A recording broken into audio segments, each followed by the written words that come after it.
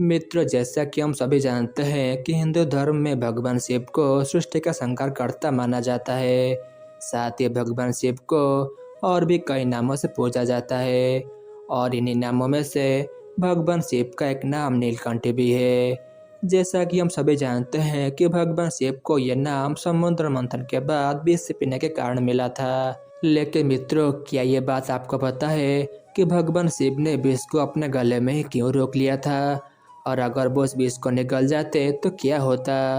अगर नहीं जानते तो हमारे साथ इस वीडियो के अंत तक बने रहिए, क्योंकि आज की इस वीडियो में हम आपको उसी से जुड़ी कथा के बारे में बताने जा रहे हैं। नमस्कार मित्रों, स्वागत है आप सभी का द यूनिक बातें यूट्यूब चैनल पे। मित्र, भगवान शिव के विष पिंड की कथा का वर्णन भगवत पुराण और विष्णु पुराण में किया गया है। विष्णु पुराण में प्रथम अंश के 9वें अध्याय में वर्णित कथा के अनुसार एक बार महर्षि दुर्वासा देवराज इंद्र पर क्रोधित हो गए और उन्होंने इंद्रदेव को श्राप दे दिया कि तेरा तीनों लोकों में वैभव नष्ट हो जाएगा। इसके बाद देवराज इंद्र के सामर्थ्य हो जाने पर दानवों ने देवताओं पर चढ़ाई कर दी और दोनों पक्ष से भीषण युद्ध शुरू हो गया और अंत में दानवों के हाथों देवता गण पराजित हो गए। इसके बाद सभी देवता परमपिता ब्रह्मा जी के पास गए और उन्हें सारा हाल कह सुनाया।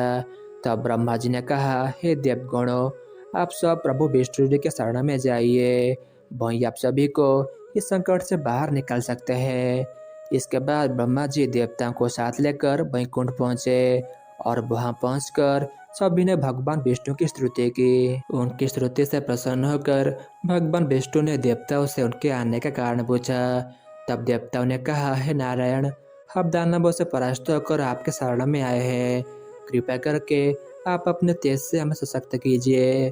देवताओं के मुख से ऐसी बातें सुनकर भगवान विष्णु मुस्कुराते हुए बोले, हे देवगणों, मैं आप सभी की शक्ति पहले की तरह कर दूंगा, परंतु अभी जो मैं कहता हूँ वैसा ही करिए। तब देवगण बोले, प्रभु, हमें क्या करना होगा? विष्णु जी ने कहा, आप सभी को दैत्यों के साथ मिलकर समुद्र मंथन करना होगा।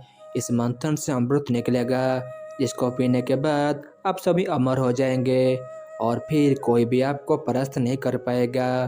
भगवान विष्णु की ये बातें सुनकर सभी देवगण हैरान हो गए। तब ब्रह्मा जी ने उनसे पूछा कि हे प्रभु, दैत्यगण इस काम में हमारा सहायता क्यों करेगी?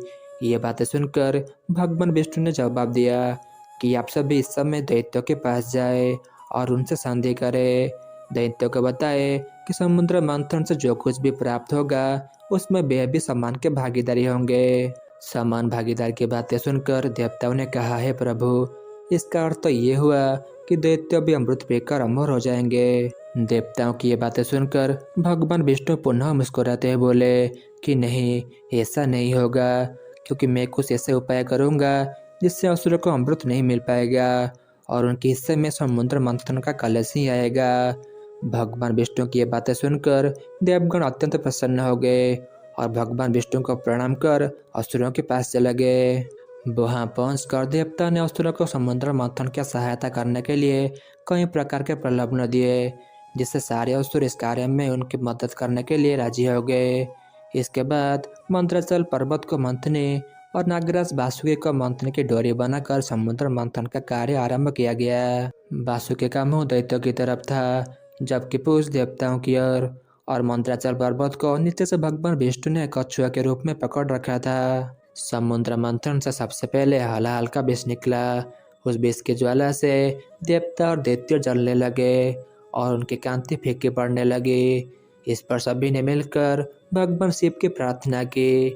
उनकी प्रार्थना पर महादेव उस विष को हथेली पर रखकर उससे पी गए, परंतु माता पार्वती उस विष को भगवान कंठ से नीचे उतरने नहीं दिए। उस कालकोट की विष के प्रभाव से शिव जी का कंठ नीला पड़ गया और मित्रों, इसी वजह से महादेव को नीलकंठ के नाम से भी जाना जाने लगा। उनकी हथेली से थोड़ा सा विष पृथ्वी पर गिर गया था, जिसे सांप, बिच्छू आदि विषैले जंतु ने ग्रहण कर लिया। तत्पश्चात समुद्र मंथन हुआ और उसमें से उच्चश्रवा, कामधेनु, ऐरावत, कल्पवृक्ष, कौस्तुभमणि, रंभा और उर्वशी जैसी अप्सरा, समस्त औषधियों के साथ वैद्यराज गंगोत्री, देवी लक्ष्मी, वारुणी देवी, चंद्रमा, पांचजन्य शंख और अंत में अमृत कलश निकला।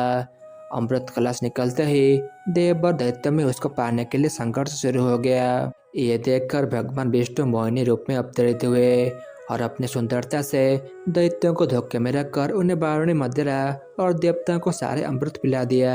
तो मित्रों, ये तो बात हो गई भगवान शिव की विष पीने की कथा। चलिए अब हम आपको ये बताते हैं कि अगर भगवान शिव ने विष को निगल लिया होता तो परिणाम क्या होता। पुराणों के अनुसार भगवान शिव जब हलाल विष पीने लगे तो माता पार्वती ने उनका गला पकड़कर विष को कंठ से नीचे उतरने से रोक लिया और बोले, हे स्वामी, ये आप क्या करने जा रहे हैं? क्या आप नहीं जानते कि आपके अंदर संपूर्ण सृष्टि समाहित है? यदि आप इस विष को निगल गए तो संपूर्ण सृष्टि का विनाश हो जाएगा। देवी पार्वती की ये बातें सुनकर वहाँ उपस्थित सारे देवतागण विष की ज्वाला को शांत करने के लिए शिव पर ठंडे गंगाजल की धारा बरसाने लगे। और ऐसा माना जाता है कि आज सोमवार को शिवलिंग पर जल चढ़ाने से विष की ज्वाला शांत होती है। वहीं एक दूसरे कथा के अनुसार देवताओं, गंधर्वों, यक्षों, दानवों, असुरों, राक्षसों और मनुष्य के द्वारा अर्पित जल से भी जब भगवान शिव के गले की जलन शांत नहीं हो रही थी तब आदिशक्ति नीलतारा के रूप में प्रकट हुए और विष के प्रभाव से छोटे बल्लभ की तरह बिलखते शिव को अपने गोद में लेकर स्तन पार करने लगे। और मित्रों, तब जाकर भगवान शिव की कंठ की जलन कम हुई। फिलहाल भगवान शिव से जुड़ी ये कथा हम यही समाप्त करते हैं। क्या आप इस विषय के बारे में पहले से जानते थे? इसे कमेंट करके हमें अवश्य बताएं। वीडियो अगर पसंद आई हो तो वीडियो को लाइक करें, अपने तमाम मित्रों और रिश्तेदारों के साथ इस वीडियो को शेयर करें और ऐसे ही अनोखे वीडियोज और देखने के लिए हमारे चैनल द यूनिक बातें को सब्सक्राइब करें। वीडियो पूरी तरह से खत्म हो इससे पहले आज के सवाल को हम देख लेते हैं। समुद्र मंथन से निकली हलाल को किसने पान किया था? ऑप्शन ए ब्रह्मदेव ने, ऑप्शन बी विष्णुदेव ने, ऑप्शन सी महादेव ने या फिर ऑप्शन डी माता गौरी ने। अगर इस सवाल का जवाब जानते हैं तो इसका जवाब आप हमारे कमेंट बॉक्स में ज़रूर बताएं। फिलहाल आज के लिए सिर्फ इतना है। मैं आपका दोस्त आदर्श जल्दी मिलूंगा एक नई वीडियो के साथ। अभी मुझे इजाज़त दीजिए। आपका बहुत बहुत शुक्रिया।